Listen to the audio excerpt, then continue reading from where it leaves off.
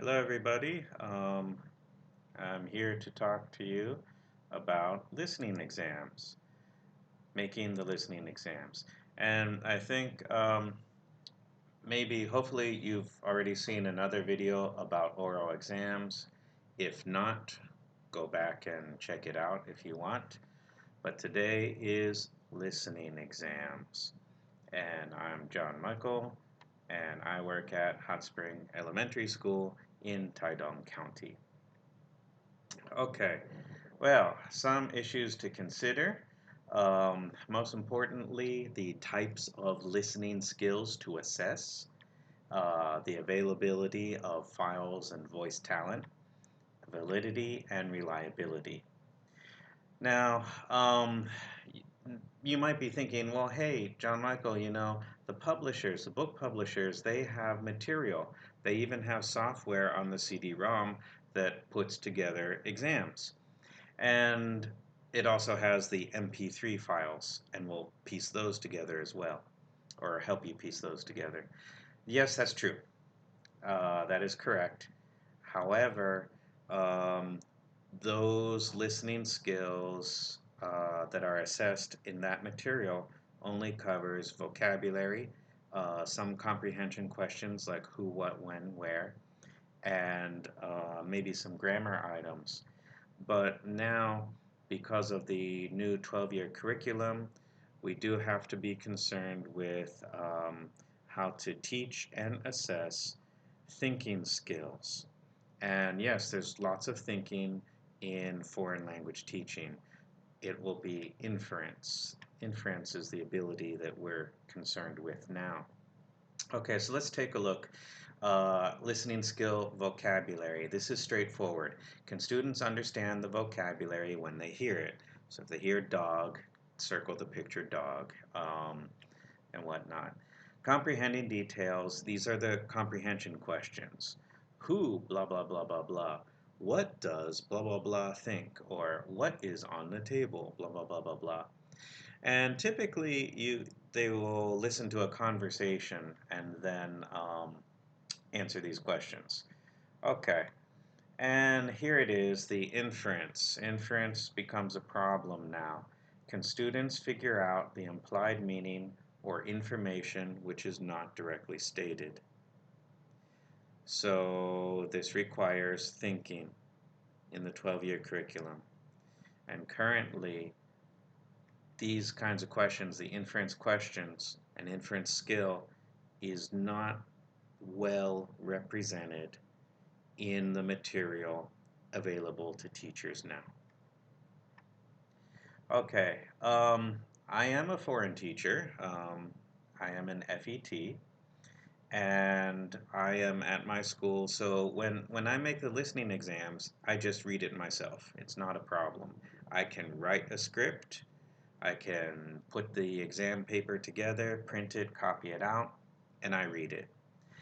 If you have other FETs or the ETAs, the Fulbright English Teaching Assistants, this will not be a problem. You can create the exams as you want, and your assistant, the American native speaker, can read the script for you. Otherwise, you have to use the publisher's material. They do have ample amounts of MP3 recordings. They do have software that can combine these recordings into a test form.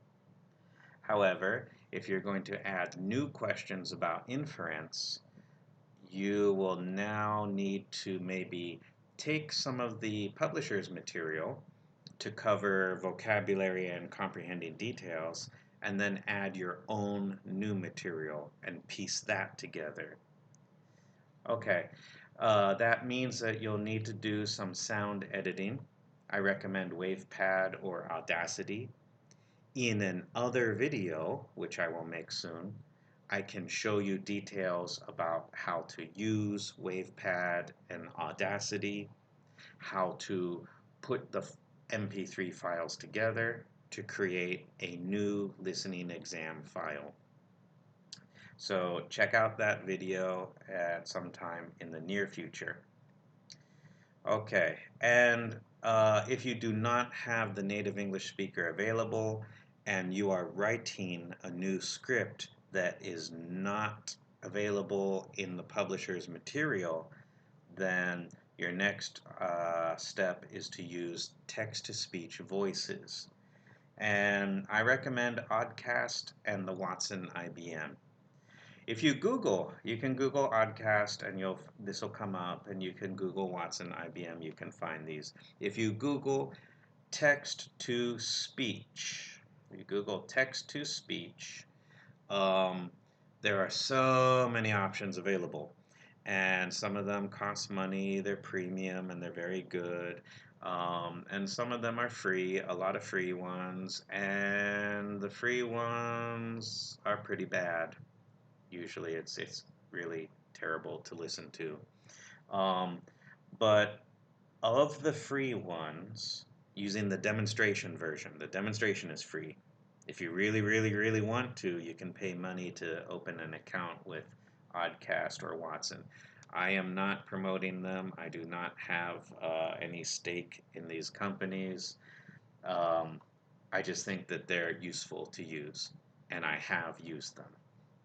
In another video where I show you about WavePad and Audacity, I will also show you how I capture the voices here and then put them into a new MP3 file. Okay, validity. Yeah, teachers, follow me. Kangshan, follow me. Dino on the go. Hello, Darby. Hello, kids. And they're okay. They're buto. Not really a problem for vocabulary and grammar and even the simple comprehension questions. Who, what, when, where. But they do not actually test or teach the inference skills, analysis, pragmatic language skills, the 语用学. These ones are a little bit harder to find in the publisher's material. So on the face of it, yes, it looks okay, face validity, but they do not meet all of the 12-year curriculum standards yet.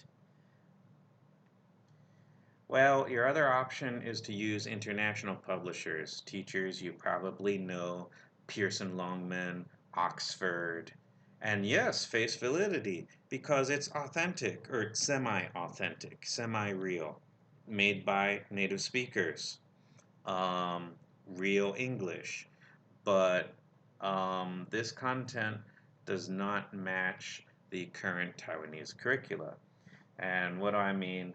Well, maybe some of the forms, the grammar forms or sentence patterns, are mixed together and it can become confusing.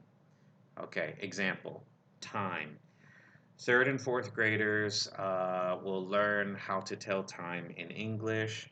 And let's do an example, 12 o'clock, 12:30, 12:15. These are the options that are available in the textbook. This is what they're taught. However, native speakers will also say 12:30, a quarter to 1, a quarter past 12. And they'll even use minute increments to the next hour, like 12:50 is also 10 to 1. This can be confusing. This is outside of what the Taiwanese children usually study. We like to simplify it because they are kids and we're trying to keep pace with the book. So sometimes the international publisher's material just doesn't cut it. It's not good enough. Also, make sure about validity, make sure that the test items only require listening skill, not dictation, no writing. And here's a question, reading, mixing reading and listening. Okay, writing and listening. This will happen when you hear these questions. Listen and write. Well, no, don't do it. Do not use these questions on a listening exam. And actually, you do see it quite a lot on listening exams. Oops, sorry. Let me go back. Okay, you do see it a lot on listening exams. Let me pull out a follow me. Oh, listen and number, listen and circle, listen and check. Was there a listen and... Oh, here it is, listen and write. Listen and write. No, don't do this one. This one is still easy because it's only single words. But let's say that it's a sentence and a student makes a mistake while they're writing. Was the mistake because they spelled a word wrong or they just got confused with some words while they were writing? Or was the mistake because they listened, their listening comprehension was wrong? We don't know. All we know is that they got it wrong and their point score is lower. So this is not really a test. It does not measure. And a test should actually be a measurement of the particular skill, in this case, listening. Tests are to find out where students have trouble in what skill area. And the listen and write test question does not provide an answer. It only makes things confused for the teacher. And maybe a student believes that their listening is bad, and that may not be true. Okay, and also again with reading, actually it does show up on big exams like TOEFL and TOEIC, TOEFL Primary, TOEIC Bridge. Right now, our school is trying to prepare students for TOEFL Primary, so that's why I do include items where students have to read the options ABC, listen to the conversation, and then select the options that they see printed on the test page. That does commingle reading and listening, but we're doing this because we want to prepare our students for those other big standardized exams. In the olden days, before we were preparing them for TOEFL Primary, our listening tests were only listening skills, only pictures, or only select ABC. No writing or reading involved. Okay, also about validity, check the test with someone else. Double check the answer key. This still happens to me. If I'm in a rush making the answer key in the test and I don't have time to check it, sometimes the answer key is still wrong because I will, at the last minute, maybe rearrange the pictures, ABC. I'll rearrange. So maybe when I make the listening key, I plan to have the correct answer be A, but I don't like the pattern of correct answers that appears on the listening test when I'm arranging the pictures or arranging the options on the test form. And then I swap it out, I change it, I change the answer to C, but then I forget to change the answer key.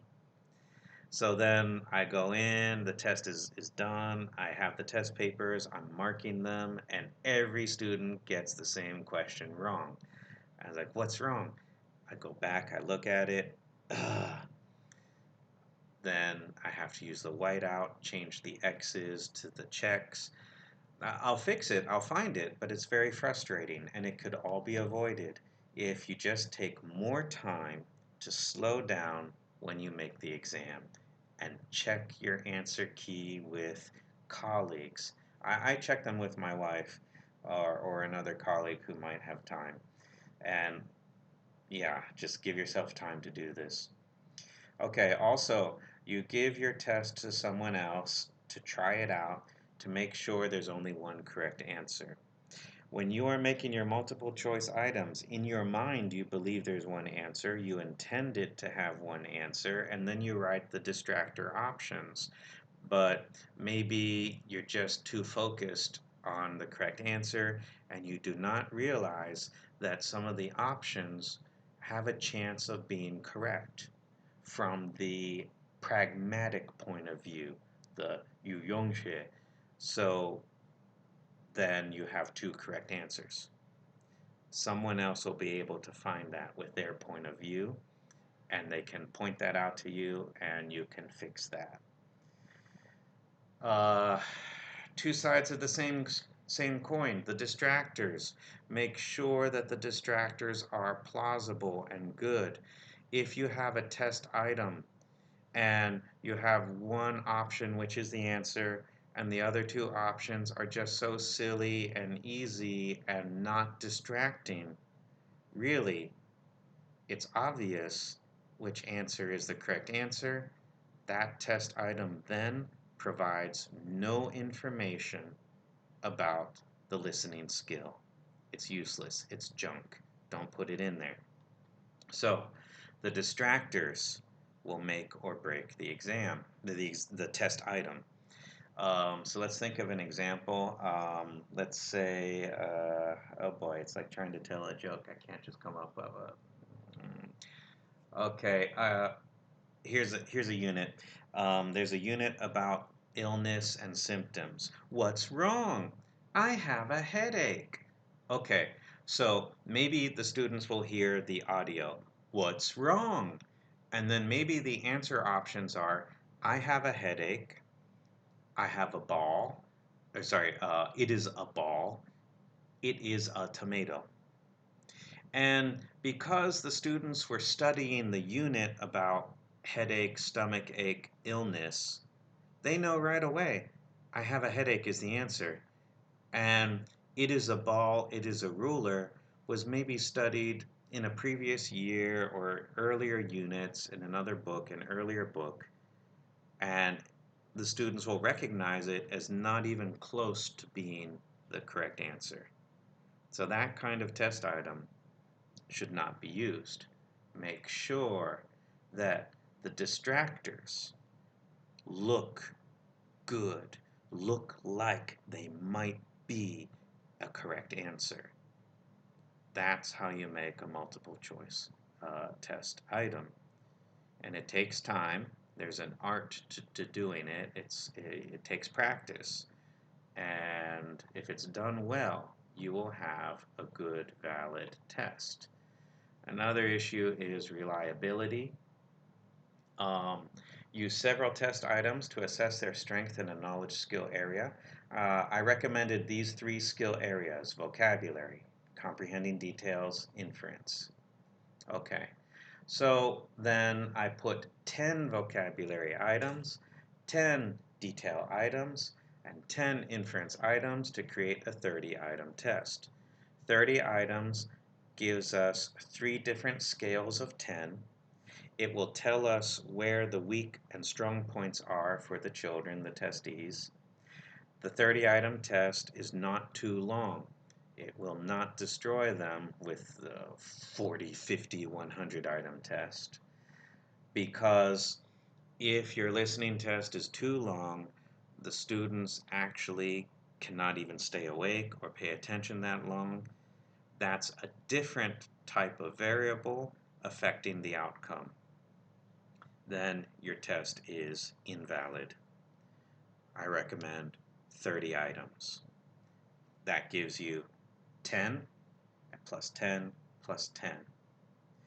Now, you can take these items, these vocabulary items, comprehending detail items, and you put them together as a scale of 10. And this gives you a very easy to understand indicator of the testees, your students' abilities. So if they get 9 out of 10, they're good. That's a true skill. 7 out of 10, 不错. It's still okay. And it's passing and it's skill. They have this skill or knowledge. 5 out of 10, 50%. You know that they are weak. They need help. This is the area that you focus on. 3 out of 10, they have no skill whatsoever. 3 out of 10 counts as 0 skill, because if there are 3 options on every item, as a grand average, their chances of randomly getting correct are 1/3, 33%. So once you see 3 out of 10 or maybe 4 out of 10 on one of these scales, then you know your students need help desperately. Okay, um, so that brings us to the next point. The item should have 3 or 4 options. If it's 3 options, A, B, C, you know that a student who just takes a test blindly, randomly, with no skill, will still have a chance of getting 33% correct. And this is why this 10-point scale is useful. 9 is true skill. 7 is true skill. It is lower than 9, definitely truly lower than 9, but it is still true skill, not luck. 5 out of 10 is true skill, very low, but it is not random luck. 3 out of 10 counts as 0. It is random luck. Okay, and you can reduce the guessing threshold by using options A through D. Then you know the guessing threshold is 25%. They have a 25% chance of getting something right with having no knowledge whatsoever.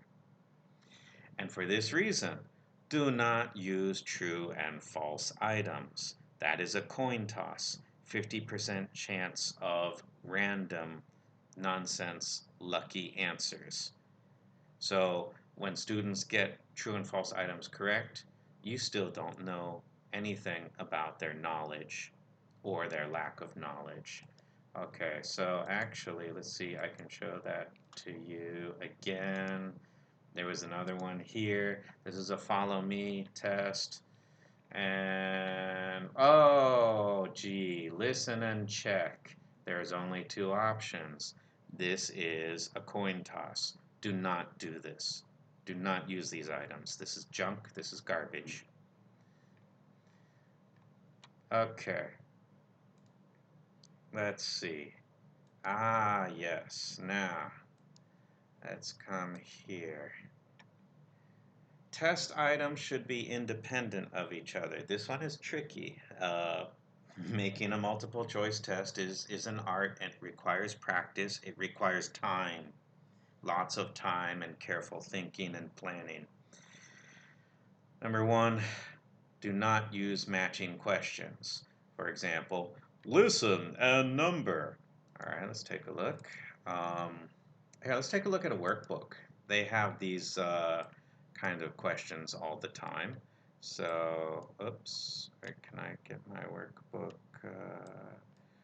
No, I can't. Okay, I can't open up the workbook in the window there. Yeah, I can't open up the workbook in the window. All right, let's take a look. I actually found a matching one over here. Okay, listen and number. This is equivalent to listen and match. Okay, why is it? Well, this is a testlet. There are only 4 options here, and they're going to number from 1 to 4. And here he's going to say his favorite subject is math. His favorite subject is math. Okay, so let's say a student accidentally gets this right. Maybe they don't know, but they actually accidentally get it right. Then this is eliminated. There are fewer options in the remaining items here. So this can increase their chance of getting items correct without having knowledge. So this item, this kind of testlet of 1, 2, 3, 4 will be invalid. Conversely, a student may have some knowledge, but what if they were nervous or they just tuned out for just a second and they missed the first one? Because they made a mistake in the first one, then that will cause a mistake in the remaining 3 items. Then they get 2 points off instead of only 1 point off. So this accentuates their error. And again, it's a false measurement. It is something that shouldn't be done. So be careful about this one. Do not use the matching questions. Do not use the listen and number type questions. because the outcome on the very first one or the second one or any of them will influence the outcome on the other. Um, a related point, answering a question, let's say in a conversation. Answering one question should not influence the ability to answer another question. This happens in tests. It's very common for even TOEFL tests and whatnot. One conversation might have 2 or 3 questions about this one conversation. Okay, each question has to be independent of the other questions. And sometimes that's hard to do. Sometimes teachers, when making a test, make a mistake here. So let's think of an example. Let's say Jack's mother uh, doesn't like apples. And then there's a question, um, okay, maybe Jack's mother, oh, I know, okay, I'll change it. Jack's mother doesn't like oranges. And then maybe Jack says, why not? Because they are sour. Okay, then the question, why doesn't Jack's mother like oranges? Student will answer, they are sour. Okay, that question is answered correctly. A few more questions go by. Then there's another question. Who doesn't like oranges? Oops, the previous question gave away the answer. Okay, so that's dependence. One item is dependent on the other. Do not have dependence. They should be independent. Okay. And again, that's also why you should have your test reviewed by a colleague or someone else. Get their point of view and their input on that. And that means time. Time takes a long time. Even if you use the publisher's material, if you're going to construct the inference questions, you still have to piece together some of their MP3 recordings and your own new recordings. I would recommend that the whole semester set of exams be done before the first day of school, at least the scripts. That gives you time to work on it and create the audio file. Also develop a system. You'll have 1 year, one summer vacation where it's not a real vacation and you're working on exams every day to have them ready before school starts.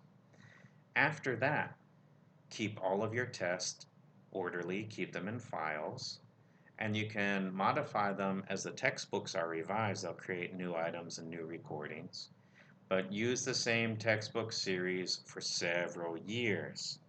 This way, you can always go back and alter some of the tests. You only change a few items, a few questions.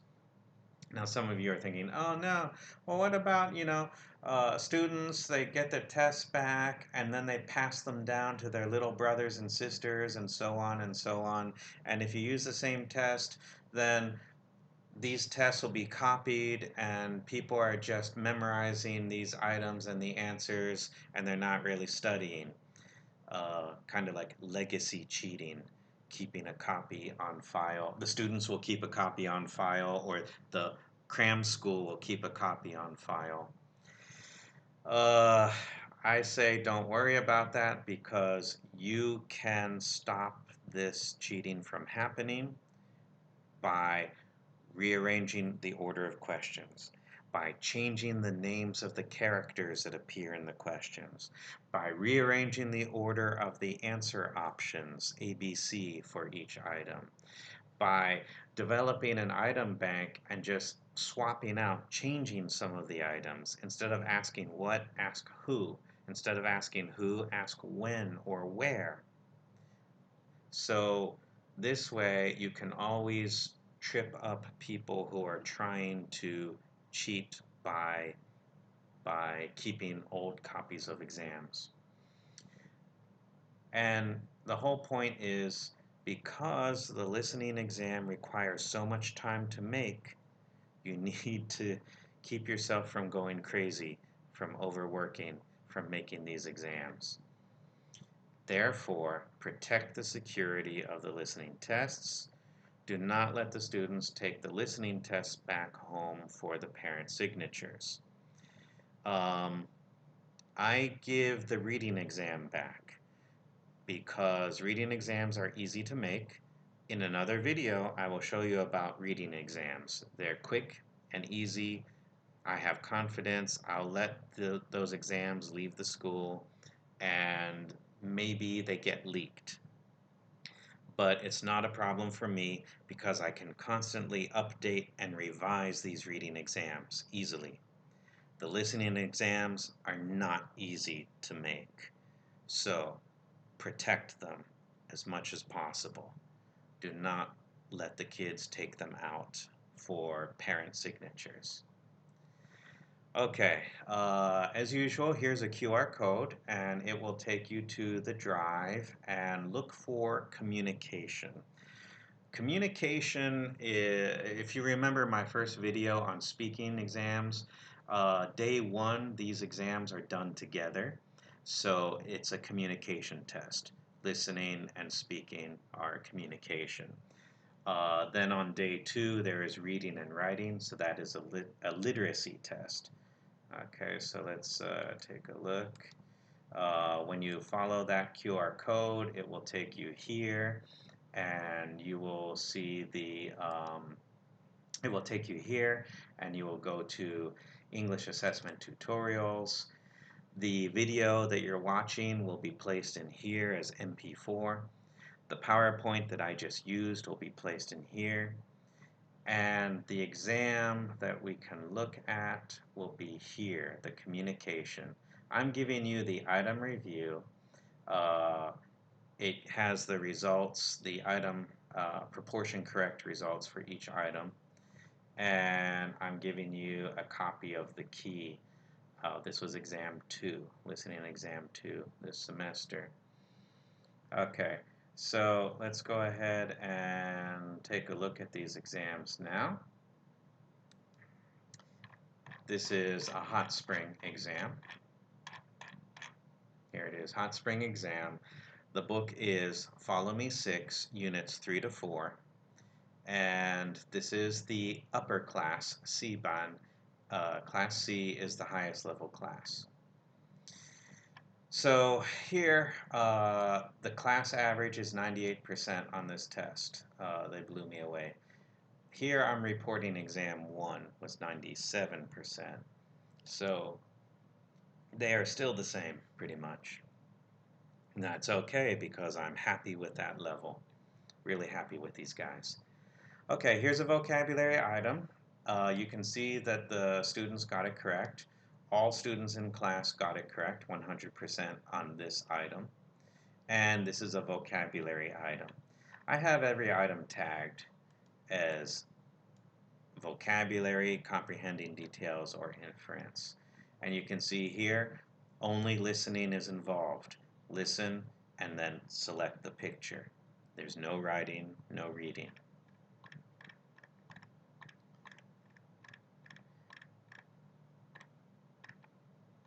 Okay, and let's go down to part 2. In part 2, these are dyads. Okay, these are dyads. So it's only a single question and then an answer to that question, or a single statement and a response to that statement. 2 lines only. That is a dyad. And then they have to listen and choose the one which is correct. And again, there's no reading, no writing. Here is where some reading comes into play. They listen to a conversation between people and then select the correct answer. And like I mentioned before, we do this because we are trying to prepare the students for exams like TOEFL Primary or TOEIC Bridge. Let them get used to this kind of format. In the olden days, we would have 30 items of only these kinds of listening tests, listening items. and that would create our listening test. Okay, so let's go ahead and take a look at the key. And here it is. Because I'm a foreign teacher, I can read this myself. I don't need to make a recording for this particular test. And you can see the vocabulary item. Number 1. Do you like Chinese? No, I don't. It's hard. My favorite subject is science. And then we can see they can choose options. Here we go. His favorite subject is science. Select the picture. That's vocabulary. And it's stated directly. There's nothing to infer. I do try to trip them up. Because they're high-level students, I trip them up with this negative statement here and then switch over. My favorite subject is science. They have to learn to hear where the question gets answered over here. Okay, now let's take a, oh, here we go. Here's an inference item. Jessica likes to learn about other countries. She learns about the languages in other countries and what people do every day. See, I did not explicitly state social studies. The students hear this and they have to understand about social studies, what social studies is, apply this knowledge, and then select the correct answer, the correct picture, which is social studies. This is an inference question. This is what I mean by inference. And currently, the test-taking material typically do not have this kind of question. If you want to test or follow the 12-year curriculum guidelines, you will be creating these items from scratch right now. And that will involve complications, making new recordings. Here you can see phonics words. Any of you teachers familiar with Follow Me, you know that these are phonics words. Here, nose, rose, and coat, they were learning the OA sound and the OE. And here's OA, OW, show. Now, these phonics words are too easy for my level of students. And I do teach it, of course. But they know this vocabulary. So when you see the flute, they can see the picture, they know it's flute. They can hear flute, they'll pick the picture. And in class, you know, I just run through this very quickly in just a few seconds and I point out that it's FL, flute, and FR, fruit. And we practice saying it. But really, students have this knowledge. So I took the time to turn these phonics words into inference questions. And let's take a look. Okay, they grow on trees. You can make juice and jam from them. Obviously, I mean fruit.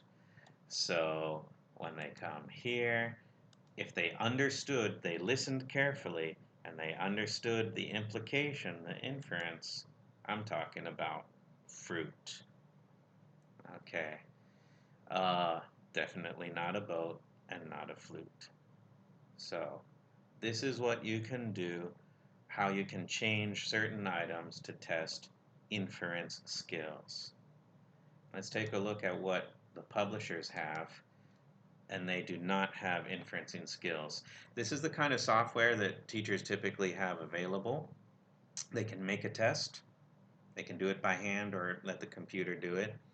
And here's Dino on the Go from Handling Publishers. And let's take a look here. All right. Oh, here's a listen and choose. Here's a listen and choose item. Okay, let's see. What do we have here? Here we go. A. She has a toothache. And they're speaking. B. Okay. She has a runny nose. C. Her nose hurts. A. She has a runny nose. C. Her nose hurts. A. I see 3 elephants under a tree. B. I see 3 bears under a tree. C. I see 3 monkeys on a tree. A. I see 3 elephants under a tree. B. I see. Okay, let's take a look at this one. Listen and choose. Rise and shine, Kelly. It's 10 o'clock. We're at the park now. Where are you? I'm in the hospital. What's wrong? I have a headache and my eyes hurt. Poor you. Take care. Rise and shine, Kelly. It's 10 o'clock. We're at the park now. Where are you? I'm in the hospital. What's wrong? I have a headache and my eyes hurt. Poor you. Take care. Okay.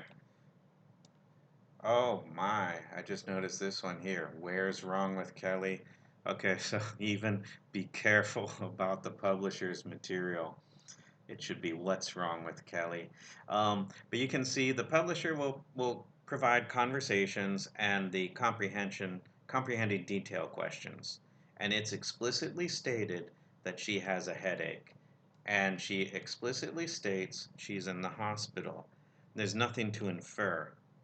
There's no inference skills at all. Now let's take a look. Oh, I know. Oops, I should be looking at a higher level one. Let's take a look at this is actually marked D. This is my code for comprehending details. Okay. Um, and let's see, 29, Hussars. Okay, how are Ben and John alike? Okay, here we go. This is in the Follow Me book. Now they started to add some new skills, and there's one about comparison and contrast. So now I can ask these questions, and this is kind of an analysis. It's still a detail because it is stated, the details are stated here. Um, so it begins with, I usually surf the internet after school. Do you surf the internet after school, Winnie? No, I don't. What do you do after school? I usually play basketball. How about you, Ben? Do you surf the internet after school? No, I don't. I usually watch TV with my brother. Don't be a couch potato, Ben. Ha, John! What about you? Don't be such a mouse potato. You need more exercise. Go out and play sports sometime. The problem is, I really don't like sports, and I hate PE class. Me too. Okay, how are they alike? And the answer, they both don't like sports. Um, so there it is as a detail question, but they still have to put this information together and think carefully about it. Down here in my answer key, I've already tallied how many of these types of questions that I have. Then later I will be able to create a scale score, see how well they are at vocabulary. And actually we could see that the vocabulary items were all 100%. In this class, everyone was getting 10 out of 10 on vocabulary items, and they missed a few on detail and inference. But overall, these students are very strong in listening across all 3 skills. In another class of lower level students, their ability in these different levels, these different listening skills might vary. Here, I am tallying how many of each option, and I want to make sure that they're kind of relatively balanced. Ideally, I would like 10, 10, 10. This time it just worked out as 11, 9, 10, and I'm happy with this balance. This is to make sure that there's no bias. If a student has no ability and just randomly marks through, they still will not luckily get a good score. It will always come out as around 30%. So if I check the scale score and I see that they have 6 out of 10, 7, 8, 9 out of 10, I know that they have true ability in this area. And the test becomes a good measurement. And that's the whole point of having a test. Measurement. It's diagnosis to find the strong points of the students and their weak points. If anyone saw my previous video about oral exams, you'll know that this is the answer card for the oral exam, and they are done on the same day. And here it is attached to the listening exam. So I think that pretty much covers it. Let's see. Here's the QR code. You can go get these files if you want. And there's more to talk about later. Remember, I will talk about making the sound recordings if you want to make these recordings, these listening tests yourself.